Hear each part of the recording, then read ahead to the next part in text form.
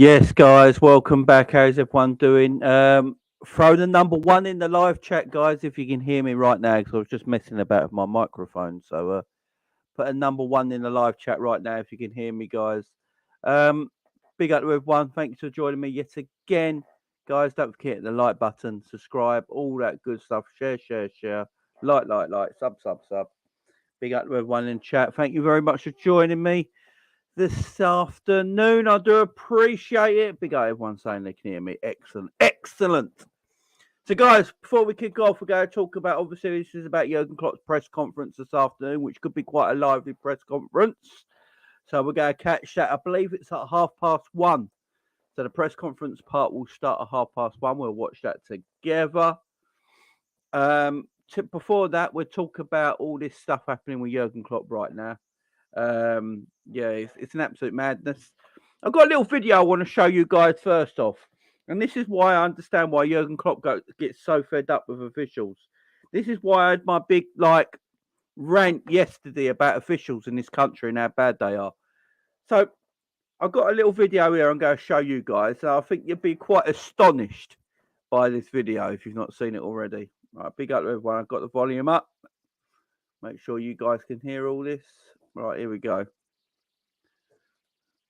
Well, I don't think it's a red card, Rob. I think it's a genuine attempt by a player to play the ball. I think, is it Anderson as the player comes in? I think he throws himself in, and he's allowed to do that. I don't think Haaland sees him. His boots up.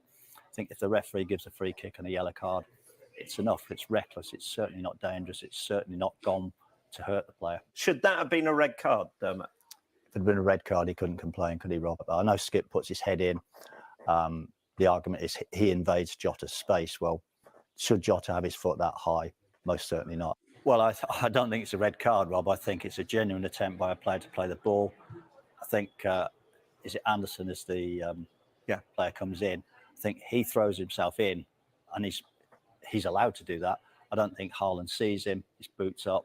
I think if the referee gives a free kick and a yellow card, it's enough. It's reckless. It's certainly not dangerous. It's certainly not gone to hurt the player. Should that have been a red card, Dermot? If it had been a red card, he couldn't complain, could he, Rob? I know Skip puts his head in. The argument is he invades Jota's space. Well, should Jota have his foot that high? Most certainly not. Well, I don't think it's a red card, Rob. I think it's a genuine attempt by a player to play the ball. I think... Guys, Is there any difference? Let me know in the live chat right now. Is there any difference? Is there any difference in both scenarios? Is there any difference? This is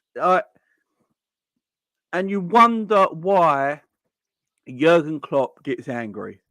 People wonder why Jurgen Klopp gets angry at these officials, why he's got a vendetta against Paul Tierney, why you got Gallagher here talking about exactly the same challenge between two different teams, two different players, and he says one's a red card, and he says one's a genuinely an attempt to get the ball. There's no difference in the it's exactly the same challenge. It's getting embarrassing. It really is. Let me play it again one more time. Well, I don't think it's a red card, Rob. I think it's a genuine attempt by a player to play the ball. I think, is it Anderson? If anything, Haaland's leg is higher than Jota's. Just saying. If there's any differences in these two videos, the difference is that Haaland's foot is actually higher than Jota's. As the player comes in, I think he throws himself in, and he's allowed to do that. I don't think Haaland sees him. His boots up. I think if the referee gives a free kick and a yellow card, Haaland don't see him. He's right in front of him. What do you mean Haaland don't see him? He's right in front of him. What are you on about? Haaland don't see him. He's right in front of him. How can he not see him? Is Haaland blind? Does Haaland walk around with a stick crossing the road? This is Haaland playing football. He can't. Haaland playing football. I can't see anybody. John, is that you? John, is that you, son? I can't see nothing. What is this ref on about? What is this ref on about? Oh my God, he couldn't see him. Right in front of him. Hang on. He can't see him, guys. I don't think it's a red card. Can't see him. It's a genuine attempt by a player to play the ball. I think, is it Anderson as the player comes in? I think he throws himself in, and he's allowed to do that. I don't think Haaland sees him. His boots up. I think if the referee gives a free kick and a yellow card, it's enough. It's reckless. It's certainly not dangerous. It's certainly not gone to hurt the player. Should that have been a red card, Dermot? If it had been a red card, he couldn't complain, could he, Rob? I know Skip puts his head in. The argument is he invades Jota's space. Well, should Jota have his foot that high? Most certainly not. Well, I'm done. These men anger me. Oh, you can't make this shit up. You really can't. Big up Jen LSC with a super chat. Jamie question: who is chosen to attend the press conference to ask the questions? I think it's just correspondents, news correspondents that are usually close to where the teams are. So for Liverpool, it'll be a lot of northwest correspondents for certain newspapers. Obviously, there's certain newspapers that are banned, like we all know the one that is banned. And things like that. But I think it's just if you're a correspondent close to maybe where the training ground is, where and all that, that's when you usually go. Obviously, the club could decide who they want there. You know, we know there's a certain newspaper that's nowhere near Liverpool, and there's certain other newspapers that Klopp don't like. So, you know, if they don't like you, they're not coming. But yeah, I don't know. To be honest, big up Jim with a super chat, though, man. Appreciate that. He ran into Haaland's foot. It's just mad, ain't it? It does my nutting. It really does do my nutting. All this absolute, it's just lies all the time. And there's more, guys. There's more. It hasn't stopped today. Mark Clattenburg has put his oar in. Mark Clattenburg, that a former referee who took allegedly took money, and he's put his oar in now. So Mark Clattenburg has slammed Jurgen Klopp for his touchline behaviour and demands Liverpool boss to be banned. Jurgen Klopp has come under criticism following the clash of Paul Tierney and Liverpool's win over Tottenham Hotspur. Martin Clattenburg has slammed Jurgen Klopp's behaviour during Sunday's 4-3 victory over Tottenham as an unacceptable, and hopefully the Football Association will make an example of the Liverpool boss. Racing over to John Brooks after the Reds' late winner, Klopp received the yellow card from Paul Tierney for his overzealous celebration in the face of the fourth official. The German later accused Tierney of saying something not okay to him after banishing the booking. Doubling down on this dislike of Tierney after the full-time whistle, Klopp said, "I really don't know what is against us in respect of decisions made by the Premier League referee, not only in Sunday's game but other games seen by Tierney." Klopp is now to face punishment by the FA for most of the comments and touchline antics. And former Premier League referee Clattenburg says the Reds boss is adequately punished. Jurgen Klopp is a role model and his transfers all the way to grassroots, he told ESPN. If we think this is acceptable behaviour after they just scored a winning goal to make it 4-3 to arrest a fourth official like that and accept it, then we're completely wrong. We need to look at this. For me, Jurgen Klopp should be clearly dismissed from the technical area and should be looking for a touchline ban and a fine. Whatever the FA decide, that's not the referee's problem. That's up to the FA and how they deal with it. If we think this is acceptable behaviour, then we're seeing it all the way down the grassroots. It's clearly nonsense. We have to now act. I wish the referee had sent him off to set an example. We can accept the coach having a word with the full official, maybe getting upset, but he clearly ran from distance. He certainly got a problem with Paul Tierney, as we know, and therefore he's vented his anger at the poor fourth official. For me, this is not acceptable. Again, the fourth official, Klopp ran up to the fourth official and sort of just went like that in his face. The fourth official just went, yeah, like that. Fourth official weren't bothered at all. The fourth official weren't bothered at all. The fourth official literally just went, yeah, whatever. It wasn't no issue. I mean, there wasn't no issue. I think Klopp's got to stop maybe running at fourth officials like that and celebrating in his face, maybe. But all this grassroots crap does my nutting. Oh, we can't do that because kids are watching. It's a bad example for the children watching. Shut up, you pranny. Shut up. It's a bad example for the kids are watching. Do you know kids can go on YouTube and watch Power Slap? Yeah? Go on YouTube right now and put in Power Slap. Yeah? Kids can go on the YouTube right now and watch Power Slap. Two grown men just slapping the shit out of each other from about that distance. Yeah? And you're talking about, oh, it's bad for grassroots football for kids to watch this and get influenced by this sort of stuff. Do these guys live in the 80s? Do these people live in the 1980s? Do they know the internet exists? Literally, do they know the internet exists?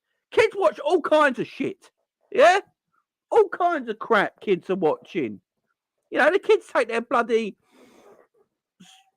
phones to school. What do you think they're watching? Yeah, I know. Just go on YouTube and put in Power Slap and watch two grown men just slapping the absolute hell out of each other with no protection. That is worse than Klopp running up to someone. Stop with all this BS about grassroots, and because I don't know about you guys, you've all probably played Sunday League football, or you've all probably played pub football, or you've played football from a little age and stuff like that. You go to your local park now and watch a Sunday League game, you get a grown parent on the sidelines calling a referee a wanker. Right? Kids are not dumb. Kids know what's right and what's wrong. We got to stop all this. Oh, let's protect the young. Oh, fuck off. They're not stupid. They're not dumb. Like me, like you guys. You probably all played football when you were kids, and your parents are sitting on the touchline going, "Oh, ref! You're a fucking plum." You know, like that. And like, I didn't grow up and go do the same thing because I know what right and wrong is. I was literally like, "Oh, Dad, stop. You know, it's just, we've got to stop all this BS. Let's take passion out of the game. Let's have robots in charge. Literally, let's just have robots in charge of our football clubs. Just have robots in charge. They don't want no passion. They don't want to, or here's the one. They want passion from certain individuals. Passion from certain managers is okay. Passions from certain other managers is not okay. It's not allowed. Can't do it. You can't do it. It's okay if Eddie Howe does it. Perfectly fine. Because you know why it's fine for Eddie Howe to do it? He's English. He's English. He's one of them. He's one of the boys. Eddie Howe can do it. Sam Allardyce, he's back as Leeds manager now. If Sam Allardyce did it tomorrow, Sam Allardyce is English. He's one of the boys. He can do it. It'll be perfectly fine.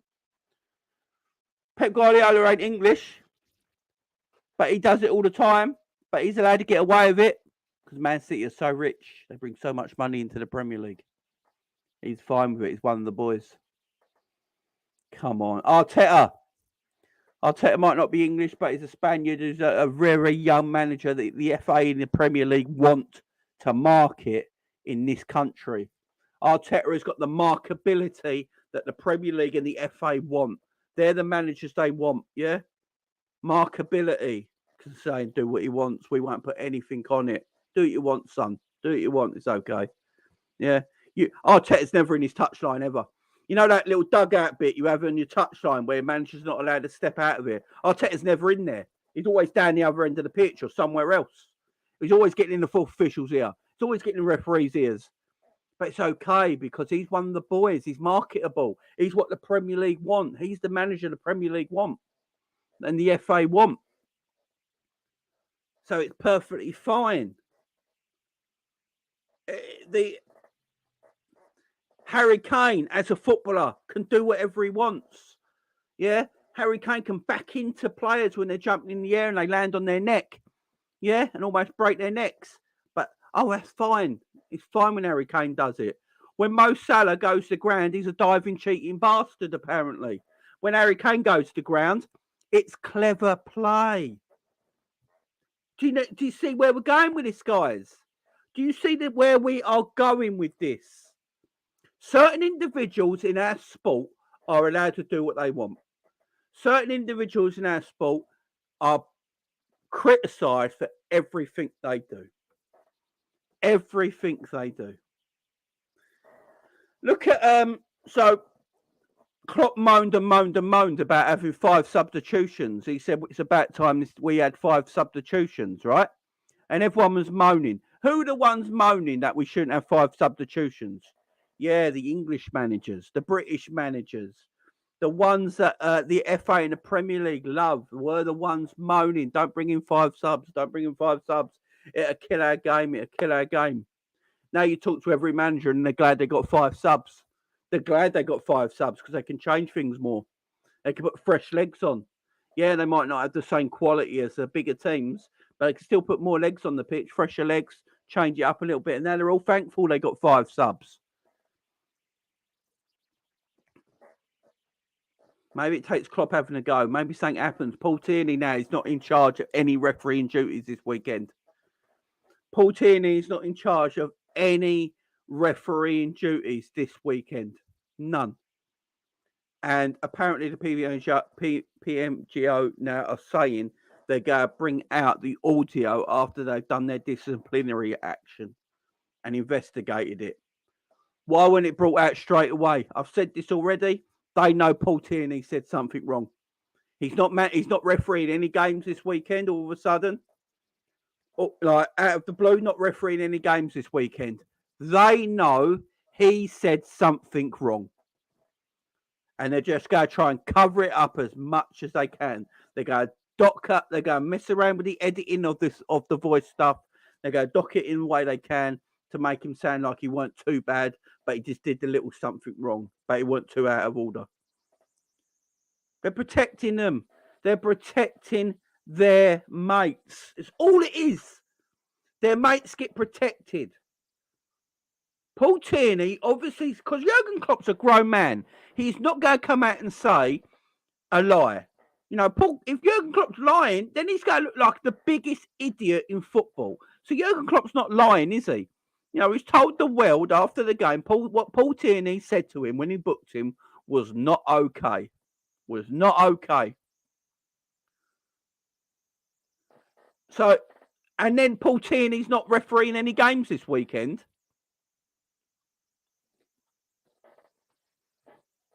if he's not refereeing any games this weekend, there's obviously something there. They know he said something out of order. They know he said something out of order, but they got to take his time with it. They got to edit it, make it sound like, yeah, he did say something out of order, but it wasn't too bad. And they get a slap on the wrist. And then, I don't know about that, Tyrone, because Klopp's been in the country long enough now. I think he understands all the dialects and stuff. So I don't know about that. It's just,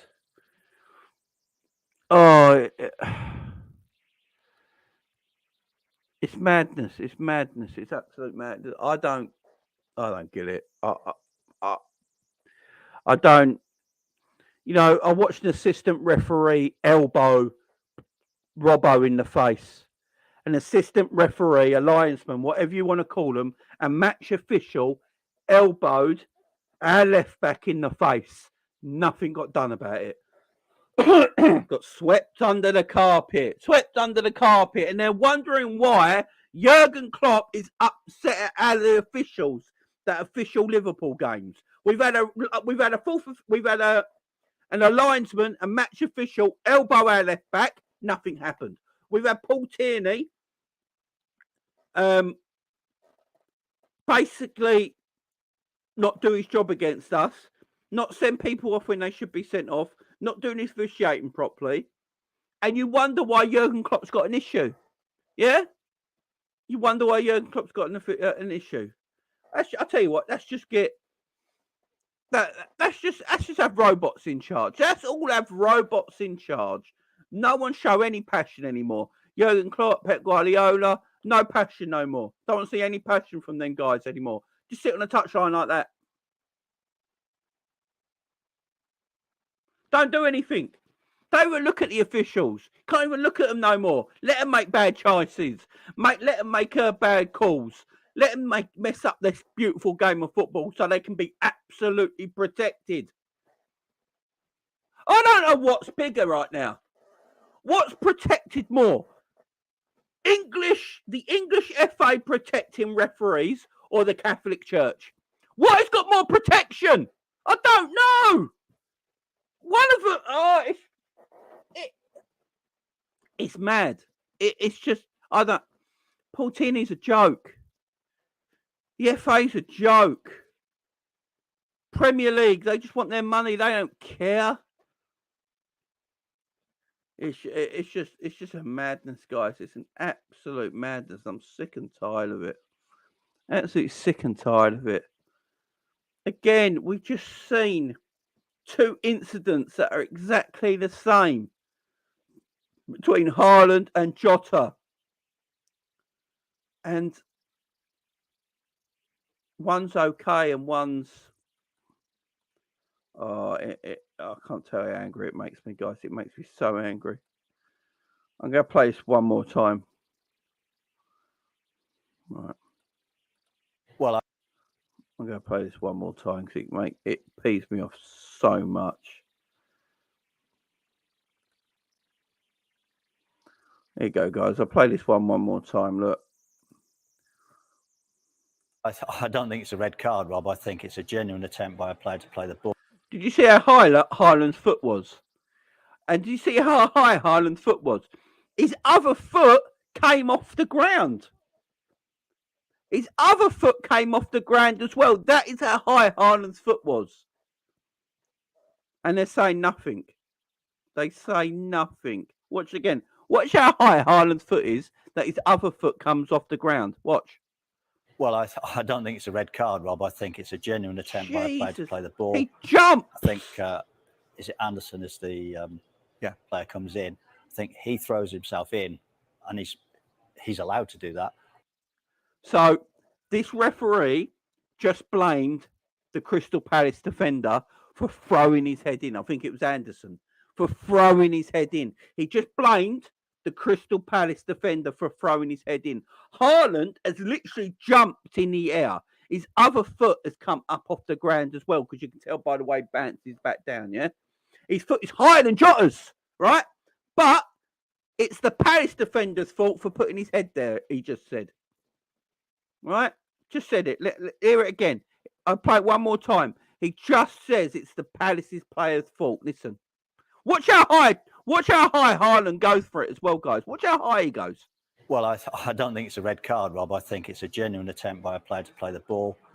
I think, is it Anderson as the player comes in? I think he throws himself in, and he's allowed to do that. I don't think Haaland sees him. His boots up. I think if the referee gives a free kick and a yellow card, it's enough. It's reckless. It's certainly not dangerous. It's certainly not gone to hurt the player. Should that have been a red card, Dermot? If it had been a red card, he couldn't complain, could he, Rob? I know Skip puts his head in. The argument is he invades Jota's space. Well, right. He's just said, and by the way, this is no diss on Haaland. There's nothing on Haaland, by the way. I'm just comparing the two instances. So he just said, this same referee just said he blamed Anderson for putting his head in, yeah? Right? He blamed Anderson for putting his head in, although Haaland's gone, like, karate kicked him in the head, right? But he's blamed the Palace defender. Doesn't put any... Watch the difference in tone now. Watch the difference in tone. Should Jota have his foot that high? Most certainly not. Well, I don't think it's a red card, Rob. I think it's a genuine attempt by a player to play the ball. I think, is it Anderson as the player comes in? I think he throws himself in, and he's allowed to do that. I don't think Haaland sees him. His boots up. I think if the referee gives a free... He's allowed to do that. He's allowed to do that. So he's allowed to go in his head, yeah? He's allowed to do that, and Haaland apparently don't see him. The man's right in bloody front of him. If Haaland don't see him, why is his foot... Come on, stop with the nonsense. So Haaland don't see him, so Haaland must have vision problems. Haaland must need glasses if he don't see a 13-stone man in front of him. He must have bad visual problems, yeah? Then he's saying the Palace defender has every right to go for that ball. Every single right to go for that ball. Right? And then listen to what he says about yellow card. It's enough. It's reckless. It's certainly not dangerous. It's certainly not gone to hurt the player. Should that have been a red card, Dermot? If it had been a red card, he couldn't complain, could he, Rob? I know Skip puts his head in. The argument is he invades Jota's space. Well, should Jota have his foot that high? Most certainly. Right, I'm done with these fucking morons. I'm sorry. These morons from outer space. They've got to go. I'm sick to death of these utter morons. I really am.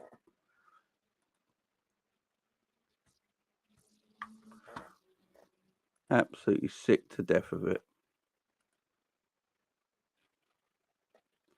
Right, we got this starting soon. When it starts, I'll let you know, guys. So it should be starting pretty soon.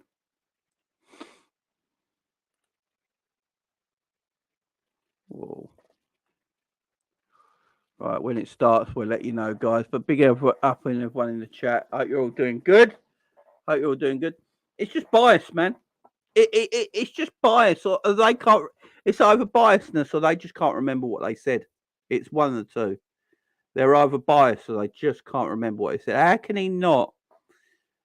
It's just ridiculous. And this is where I get frustrated as a fan. This is where we all get frustrated as fans. There's no consistency. Some players seem to be able to do what they want and get away with it. Some managers can do what they want and get away with it. I watched Gary O'Neill the other day. Was it for Bournemouth? Gary O'Neill going up to the referee on the pitch and getting right in his face. Getting right in his face. But it's about to start, so we'll talk about that in a minute.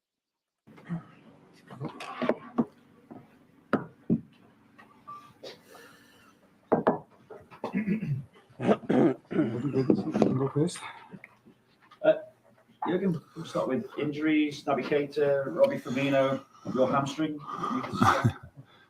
No, it's kind of ultrasound. 2C, I had. Yeah. What? How long was that out? If I would be a player 6 weeks, but I'm not. So, no, dear boys, so Bobby training, he looks good. Not ready for the game, but is doing more and more. So waiting for him joining team training again. Pretty much same for Nabi. I think that's it, pretty much. Okay, long-term injuries, several budgeted stuff like this. There, of course, not most. Obviously, there's been a lot said after the game, and the PGMOL released a statement saying Paul Tierney acted it in a professional manner throughout. Are you now able to clarify what was said between the two of you, and what further thoughts have you had on what you had to say post-match? Yeah, the whole situation is, it shouldn't have happened at all. That's how it is. Was out of emotion, was out of anger in that moment. Never a good leader for the things you do. Like, that's why I celebrated the way I celebrated. There was a situation with the foul on Mo. No foul, but a foul, in my view, and the foul was whistled, was direct in front of my eyes, so I saw it was no foul. But he whistled it anyway, a free kick, another free kick, and then the goal. And a minute later we score. So that's usually a moment where you should just be happy about that you could score a goal. But unfortunately, I was still kind of angry. That needed to the way I celebrated. I didn't say anything wrong. I was shouting, without you. It doesn't even make a lot of sense, but that was all. I couldn't get really close to the fourth official, which was the turn in this direction was already not right, and I didn't want to get close to him, not at all. It was just because then I felt my muscle. So that's it pretty much. Then we scored, how was that? And then Paul Tierney came over to me. And I didn't expect at all a red card, to be honest. I know I had a red card not too long ago, and I didn't expect for a second a red card because I didn't feel that was right. I expected a yellow card in that moment. And he said to me, for me, it's a red card, but because of him, that's what I understood. So it was loud in the stadium, but because of him, it's yellow. Show me yellow card, smiles in my face. That's it. I didn't. Red card for what? So that's how I left. Stood there, left. Then game goes on. Final whistle. We go inside. Tried to calm down. Didn't work out properly. Go into all the interviews. And then in the interview, I said what I said. And the things which were made of belonging what Paul Tierney said to me, I didn't say. Oh, I said, I think everybody knows it meanwhile, but I said, probably because you can find it out. I said that what he said to me was not okay. So, and actually I thought it's not okay because it was not a red card in my view. So that's it. And then the things happened. So, and I understand, I opened the box with that. It was not intentionally, but obviously I opened it. And your colleague stepped into it and wanted me to carry on. So he said all these words like was inappropriate or whatever I don't know what kind of words he used, and I didn't respond to that. Now I stop it here. And maybe I should have said in that moment just, okay, he said to me it was a red card and I didn't think it was a red card, stuff like this. But then from that moment on, I realized I opened a box which I didn't want to open and stopped talking there about that. And that's one of the things what happened.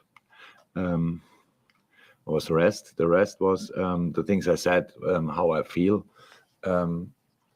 about how I felt in that moment about Paul Tierney whistling our games. I know he's not. I'm very sure he's not doing it intentionally, but we have a history, and I cannot deny that. And I wish I'm not a resentful person, not at all. Not at all. I think it's a waste of time. I had to get over so many things in my life, and I get over them.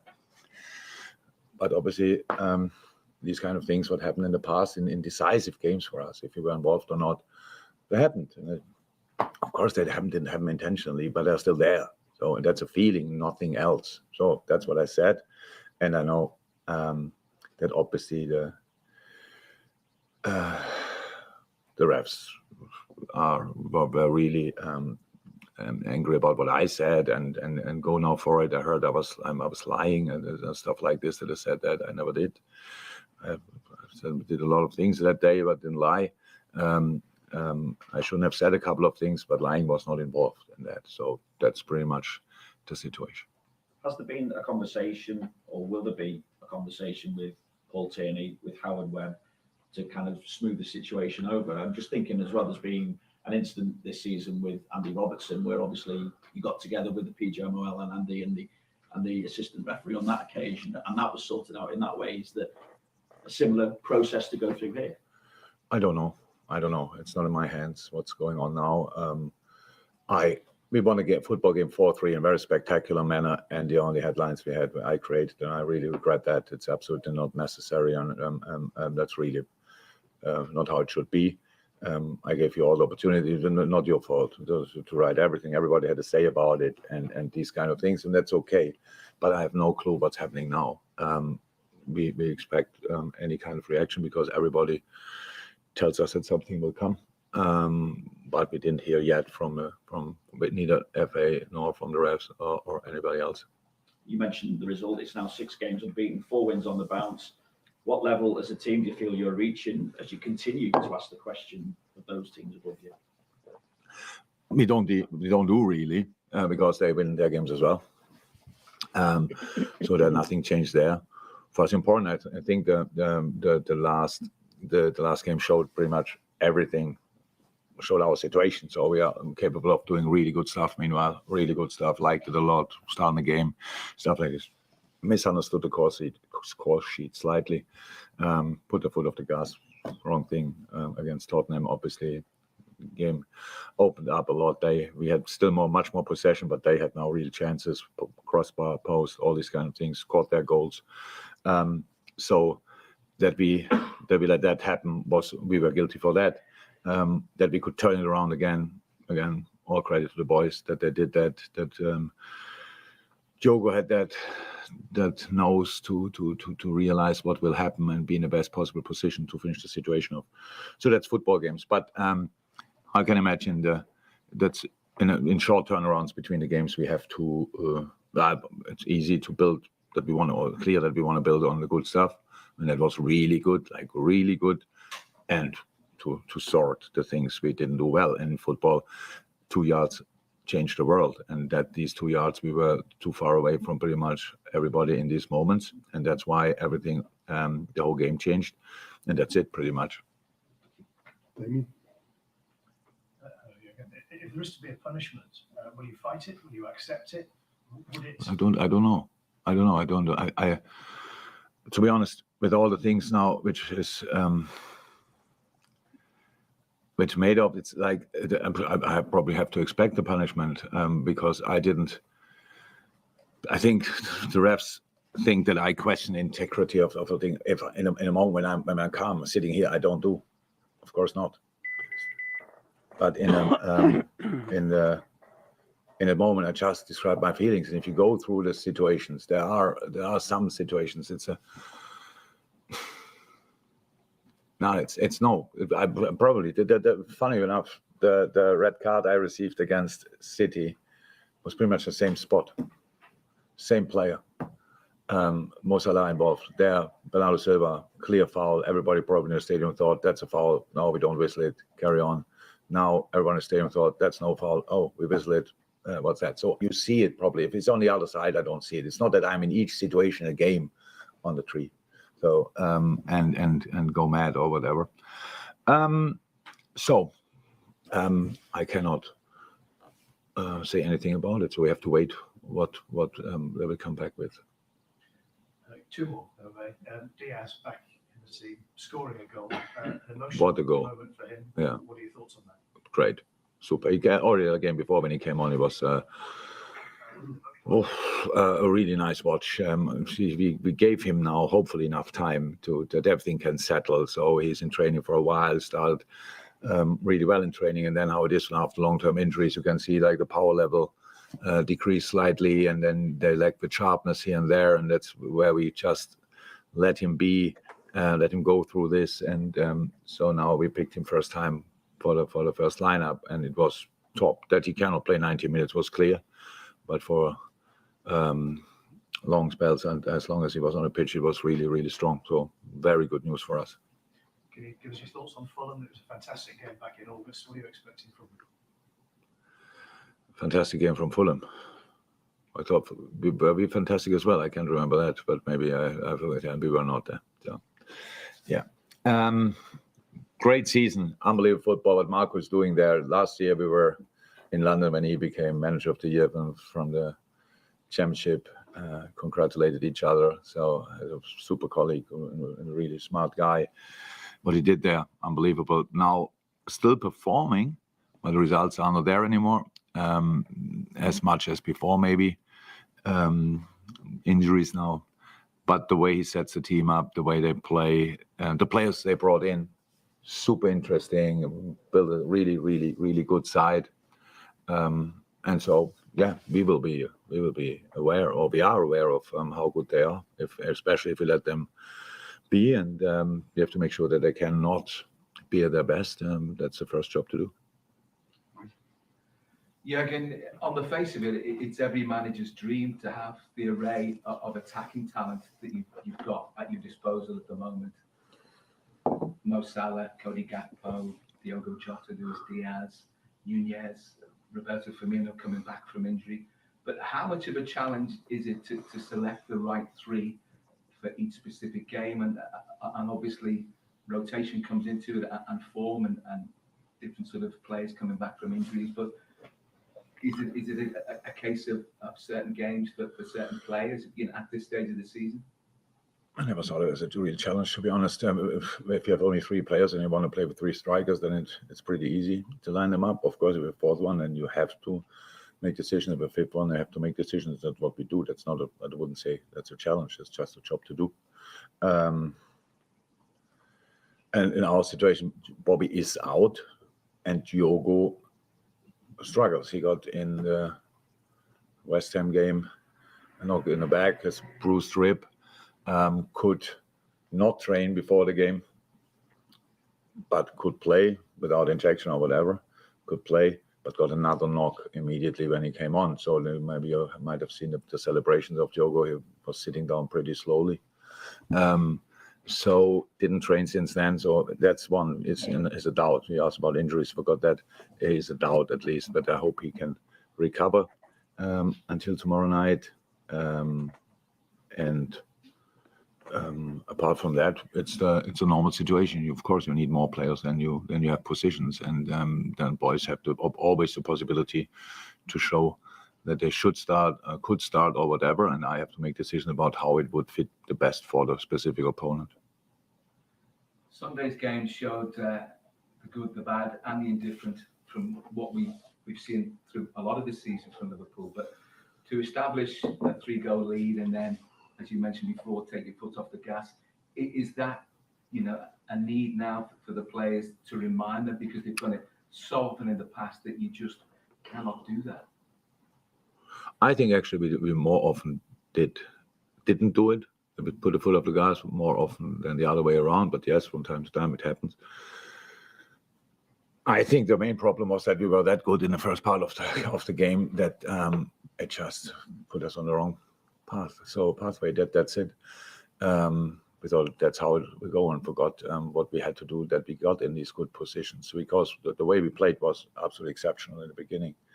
How we controlled it. Everybody saw the setup of Tottenham, pretty defensive, going for counter-attack, and in these first 15-20 minutes there was not counter-attacking, nothing, because if we lost the ball we won it back immediately, and we kept playing again. So I would like to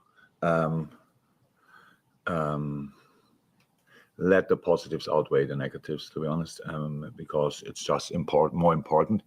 The negatives were obvious as well, but we didn't do right, but and that we have to do that well is clear. But the good stuff I wouldn't take for granted, because it was exceptional, and that's what we have to do again. Because what I said, this is the start for something new, and that will not stop at the last match day this season. It will have to continue next season, and that's why I take what I get and work with it. But the first part was that good that I was really pleased with that. Thank you, Mike. Carl. Yeah. Hi. All season there's been so much outside noise surrounding the team and how they're doing. Are you confident that this latest noise generated from the outside won't affect all the players anymore? What outside noise? Well, obviously the headlines that will be quick over the weekend after what's happened with you and the officials, and a lot more scrutiny on you and the team, or there will be, I think now. But they because the thing I did, there will be more scrutiny on the team. You think? More scrutiny on you and the club in general, but the players have dealt with all that outside. Yeah, but that's now, if there's one good thing, I prefer much that I'm in that situation than any player, for example. So we will see that, but I can't see that will now have any influence on the team. So that's it. Before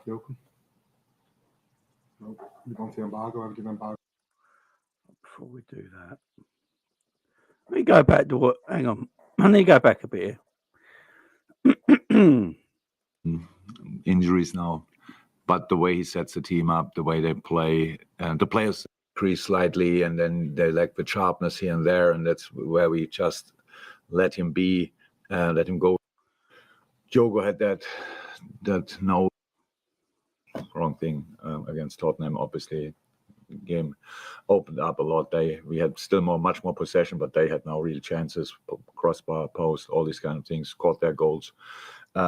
So that we let that happen we were guilty for that. That we could turn it around again. All credit to the boys that they did that. That Diogo had that knows to realize what will happen and be in the best possible position to finish the situation off. So that's football games. But I can imagine that's in short turnarounds between the games we have to. It's easy to build that we want to, or clear that we want to build on the good stuff, and that was really good, and to sort the things we didn't do well in football. 2 yards changed the world, and that these 2 yards we were too far away from pretty much everybody in these moments, and that's why everything, the whole game changed, and that's it pretty much. If there is to be a punishment, will you fight it? Will you accept it? Would it? I don't know. In a moment when I'm calm, sitting here, I don't do. Of course not. But in the ball, we whistle it. What's that? So you see it probably. If it's on the other side, I don't see it. It's not that I'm in each. Diaz back. This is the question I wanted to get to. Two more. Diaz back in the team, scoring a goal. An What a emotional goal. moment for him. Yeah. What are your thoughts on that? Great. Super. He got already the game before when he came on. It was a really nice watch. We gave him now hopefully enough time that everything can settle. So he's in training for a while, started really well in training, and then how it is after long-term injuries, you can see like the power level decrease slightly, and then they lack the sharpness here and there, and that's where we just let him be, let him go through this, and so now we picked him first time for the first lineup, and it was top. That he cannot play 90 minutes was clear, but for long spells and as long as he was on the pitch, it was really, really strong. So very good news for us. Can you give us your thoughts on Fulham? It was a fantastic game back in. Well, I can't remember that, but maybe I've in London when he became manager of the year from the championship. Now still performing, but the results are not there anymore as much as before. Maybe injuries now, but the way he sets the team up, the way especially if we let them be, and we have to make sure that they cannot be at their best. That's the first job to do. Jurgen, on the face of it, it's every manager's dream to have the array of attacking talent. Right, this is the question I wanted to find, guys. So I didn't quite hear it properly the first time round. So let me just listen to this, and we're going to talk about it. Okay, so this is a question about the attacking strength we have in the team. So I just want to hear what Klopp says about this one more time. That you've got at your disposal at the moment. Mo Salah, Cody Gakpo, Diogo Jota, Luis Diaz, Nunez, Roberto Firmino coming back from injury. But how much of a challenge is it to select the right three for each specific game? And obviously rotation comes into it, and form and different sort of players coming back from injuries. But is it a case of certain games for certain players, at this stage of the season? I never thought it was a real challenge, to be honest. If you have only three players and you want to play with three strikers, then it's pretty easy to line them up. Of course, if you have a fourth one, then you have to make decisions. With fifth one, they have to make decisions. That's what we do. That's not I wouldn't say that's a challenge. It's just a job to do. And in our situation, Bobby is out, and Diogo struggles. He got in the West Ham game a knock in the back, has bruised rib, could not train before the game, but could play without injection or whatever, could play, but got another knock immediately when he came on. So maybe you might have seen the celebrations of Diogo. He was sitting down pretty slowly. So didn't train since then. So that's one. It's a doubt. We asked about injuries, forgot that. It's a doubt at least, but I hope he can recover until tomorrow night. Apart from that, it's a normal situation. Of course, you need more players than you have positions, and then boys have to always the possibility to show that they should start, could start, or whatever. And I have to make decisions about how it would fit the best for the specific opponent. Sunday's game showed. Did he actually answer that question? Did he dodge that question, or is that just me? Am I taking that? Am I listening to that incorrectly, or did Klopp sort of dodge that question? He sort of talked about. He basically only mentioned Jota and Bobby coming back from injuries. He sort of didn't really talk about. He didn't really answer the question, did he? Did he actually answer the question? Because I don't think he did. I literally. I think he sort of dodged it, or it went over his head a little bit, or he didn't understand the question entirely. One of the two. But I don't think he really answered it. Look, what that bloke was basically getting at, and I don't know why he just didn't come out and say it properly. Why does Darwin Nunez not start for you anymore? Why didn't he just come out and say that? Because that's what he meant by that question. You know, he said, "Oh, every manager would love the attacking quality you've got as a team, but how do you pick the right three that play every week?" And Klopp didn't really answer that. He basically spoke about Bobby and Jota being not available, and we have good players that could play in certain positions. The reporter basically wanted to ask, but didn't have the guts because he's a gutless prick. Why does Darwin not play? That is the question. That is the question he wanted to ask. That's the question he wanted to ask. But the press, the reporter didn't have the guts to ask it. I mean, these reporters, I mean, if I was Jurgen, I'd get fed up as well. Just ask the question you want to ask Jurgen. Go to him. Instead of going, "Oh, you got an attacking ray of talent, blah, blah, blah, blah." Just say the question you really wanted to ask. Why does Darwin not feature in your plans anymore? Just ask it. Have the bottle. See what Klopp says about it. Because that is the question that man really wanted to ask. You know. And it's the question we all want to ask at this moment in time. What is happening with Darwin Nunez? Because I don't know what's happening with Darwin Nunez. I've said it already in my video yesterday. I don't think Darwin Nunez suits Jurgen Klopp's style and system right now. And I think Jurgen Klopp knows that. And that's why Darwin's not playing much at the moment. Darwin has to learn to play Jurgen Klopp's style and system. That's why he's not playing as much right now. The language barrier stuff, I don't believe, because Bobby Firmino don't really speak English, and he's been at Liverpool for 8 years. You know, Bobby Firmino can speak a little bit of English here and there and understand a bit, but he's been there 8 years. He's not exactly fluent. You know what I mean?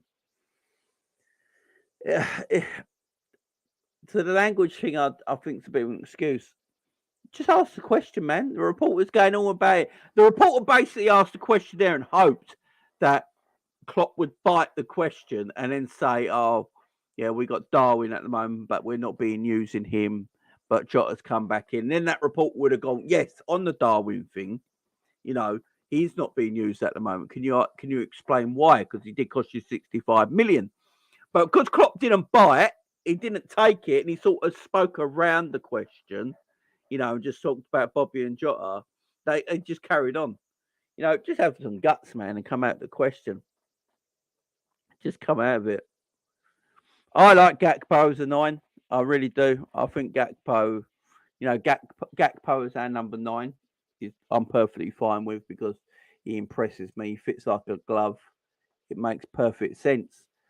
But the Darwin situation is an interesting one. And look, that geezer there with that question, just come out of it next time. Just say the question. Klopp weren't biting. That's the thing. Klopp weren't biting at these questions. I think a week ago, Klopp might have bit at this question, but because of everything going on right now, he's sort of like calming everything down. But yeah, the reporter wanted Klopp to bite and go, yeah, we got Darwin. Darwin's not playing right at the moment, but he's going to come good. Then that report would have butted in and gone, yeah, about Darwin. Cost you 65 million, top player. But why is he not featuring? What's Darwin got to do better to feature more? You know? And then Klopp would have had to answer it. But Klopp didn't bite. So Klopp's quite clever there. Klopp knows what he's doing, man. Klopp ain't a div. Klopp for me knows what he's doing.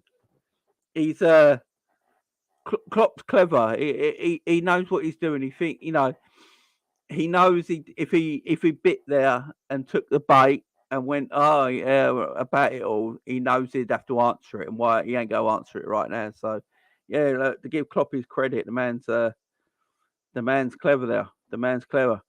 Look, I don't know. Look, I've already said yesterday, my video yesterday. If you've not seen my breakdown of my Darwin Nunez video last night, go and watch it now, guys. I broke it down as best I could there yesterday with the Darwin Nunez stuff.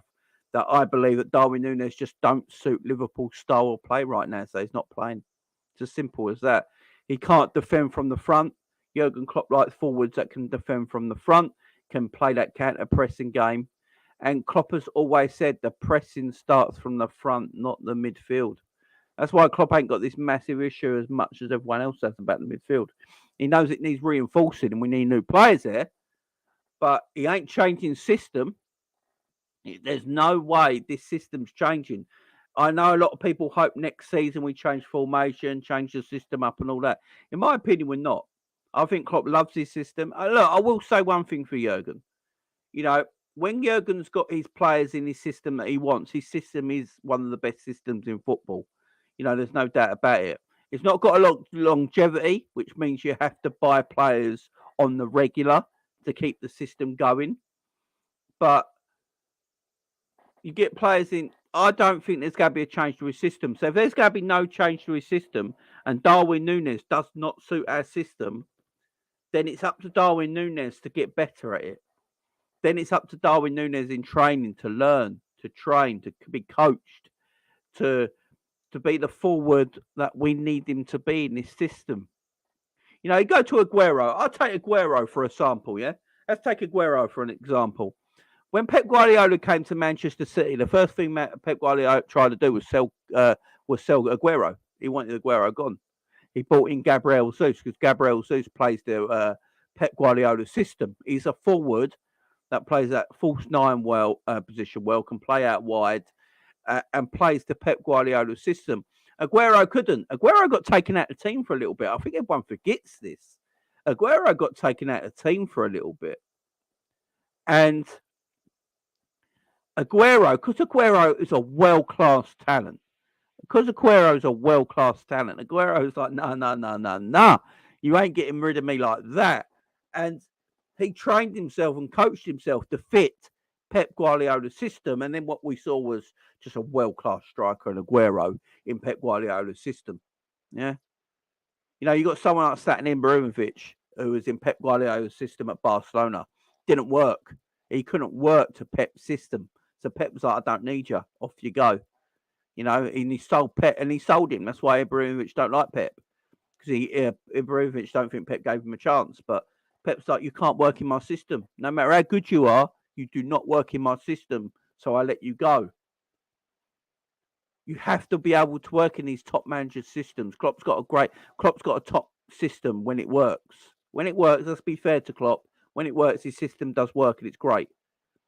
All right, so you've got to get players that fit that system. Cody Gakpo fits his system like a glove. Luis Diaz fits his system like a glove. Jota fits his system like a glove. Mo Salah fits his system like a glove. Bobby Firmino is the system. The odd one out is unfortunately Darwin Nunez. Darwin Nunez don't fit the system. Now, this is where I'll give Darwin a bit of credit. Darwin's got 15 goals in all competitions. He doesn't understand what he's meant to be doing for this football team right now. He doesn't understand what positions he's meant to take up. He don't understand where he's meant to play, being a defensive forward, all this sort of stuff, the counter pressing, the gegen pressing, winning the ball back in transition, where he's meant to be in the wide area if he's playing left wing. He doesn't understand all that yet under Jurgen Klopp's system. But he's got 15 goals in all competitions. So I've got to give Darwin Nunez a bit of credit. That tells me that Darwin Nunez is actually a decent player. He's actually a good player. Because he's bagged 15 goals in all comps. He has no idea what he's doing in this system right now. Klopp's admitted it himself. He doesn't understand. He doesn't understand the system. He don't really know what position he's playing. He's playing left wing. The man's a striker, playing out of position. And he's got 15 goals. So, to Darwin Nunez's credit, he's done pretty well for a player that has no idea what he's doing. He doesn't fit Jurgen Klopp's system. He can't defend from the front. He can't play with his back to goal just yet. But he's bagged 15 goals in all comps. So to Darwin's credit, he's done well. So that's why I'm always like, I think Darwin will actually be a good player if he learns to play to Klopp's system. Now, Klopp's system in Liverpool has never really been an out-and-out striker. Look, you got to remember when Klopp came to Liverpool, we had Christian Benteke as our main striker. Klopp played him for a little while, but then Klopp got rid of him. Klopp didn't want to play with a main striker. He made Bobby Firmino his main striker, and he played Adam Lallana and Coutinho off him. Right? Before we bought Mane and Salah, he played Lallana and Coutinho off Bobby Firmino as the front three. Yeah? He got rid of Benteke, got rid of all them. Got rid of all them guys and used Bobby as our main striker. Coutinho played off him, and then Lallana played off him as well. And then we've just carried on from there. And then we've obviously bought Darwin in the summer. We bought Darwin in the summer, and everyone was raving about it. I remember everyone on my channel raving about buying Darwin Nunez in the summer. Everyone was going mad about it. Let's get Darwin. Darwin would be superb for us. We got Darwin. And Darwin didn't suit our system, guys, at this moment in time. That's why he's not. I hope he plays tomorrow. Again, I will keep saying this. When Darwin plays, if he scores a goal, that's great. Darwin's got goals in the system he doesn't understand right now. So if you put Darwin in a system that caters for him, and we play to Darwin's strengths, which I don't think we're going to do. I don't think... This is one thing I will say. This is just one thing I will say, right? Sometimes I think you've got to change your system for a particular player. Look at Haaland this year at Man City. Man City have changed the way they play a little bit to help Haaland out. They've got rid of the pace in their team. They're not as quick as they used to be. But now they play more direct. They play more direct into Haaland because it benefits him. It took a while for that to get going. I reckon by about January, City started to know what they were doing. They started playing more direct into Haaland, and it's just been firing, absolutely firing. So they adapted the way they play. If Haaland got injured for 6 weeks and Alvarez had to be the main striker, City would have to adapt to the way Alvarez plays, because you can't play direct with Alvarez up front like you do with Haaland up front. So with Alvarez up front, you go back to the way Man City used to play. Tiki-taka, possession-based, using pace in the wide areas that helps Alvarez up front. So maybe with Darwin Nunez, we play to Darwin Nunez' strengths when Darwin Nunez needs to play. So if Darwin Nunez plays, we maybe play Gakpo as the number 10, play Darwin up top playing off a Gakpo, or Gakpo's that shadow striker, just sitting behind Darwin. You let Darwin play off Gakpo because that's Darwin's strength. He likes playing off a player. He's never really been that lone striker. You play a Diaz and Salah in your wide areas, being creative, getting the balls for him, and you do it that way. That's what we got to look at next season. That's what we got to look at next season for me. Again, I like Darwin Nunez. I'm not one of these people that have finished on him yet. I just understand why he's not playing. I understand why Darwin Nunez is not playing right now. It makes sense to me. The more I watch Gakpo play, the more I'm like, I understand why he's playing false nine. It makes so much sense because, you know, he suits the way Jurgen Klopp, he suits our style and he suits our system right now. You know, and it's benefiting Mo the more Gakpo's playing because Gakpo's unselfishness. And it benefits Jota who plays on the left side, or it benefits Luis Diaz who plays on the left side. So I understand from that point of view right now. So that reporter who asked that question about the strength and depth we got in the forward areas, and Klopp sort of danced around the question because Klopp didn't bite because he knew if he bit, he'd have to then answer the Darwin Nunez question. He doesn't want to answer that right now. And I don't blame him for that once whatsoever. So, yeah, that's my opinion and all that. As I said, I think Darwin's been... I'm one of the YouTubers, Liverpool YouTubers that is backing Darwin. There's a load of them I know who think Darwin's trash, think Darwin stinks, Darwin's horrible. I think Darwin, in his first season in England, he doesn't speak the language, doesn't know the culture, coming to a team that he doesn't suit the system. He doesn't understand what Jurgen Klopp wants to do for him.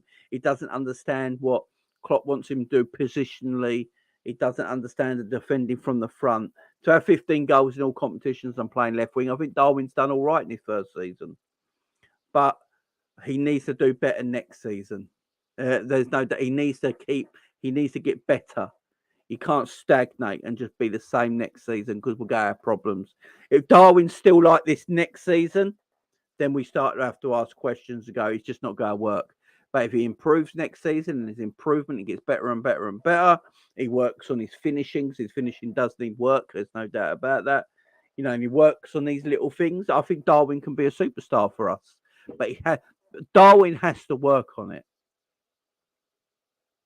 Darwin has to work on it. There's no doubt about it. He has to work on it. I think if he works on his English, because obviously Klopp's making a point that is an issue right now because he doesn't understand the instruction. So if he works on himself, Darwin, over the summer, hopefully next season we see a better version of Darwin. But as I said, I'm one of the YouTubers out there who actually rates Darwin Nunez and think there's a player there. I'll tell you what right now, and I'll keep saying this, if Liverpool put Darwin Nunez up for sale tomorrow, big clubs will be in for him. Big clubs will be in for him. Big clubs will be in for him because he's highly sought after. So, yeah, I'm all right with that. I'm all right with that. Guys, that's it from me today. I appreciate everyone coming in. I really do. I'll be back this evening with another video around 6 o'clock this evening, guys. So make sure you join me around 6 o'clock this evening for another video. Then tomorrow, I'll be doing my Liverpool Spurs match preview tomorrow afternoon in your lunch hour. And Spurs Fulham match preview in your lunch hour tomorrow. And then I'll be back with the watch along between Liverpool and Fulham tomorrow evening, guys. So that's the next couple of days sorted. And then Thursday, I will be doing a call-in show in the evening, guys. So that's the week sorted, guys. Thank you very much for joining me today. I do appreciate it. I'll see you tonight at 6 p.m. for another video. See you then, guys. Bye-bye.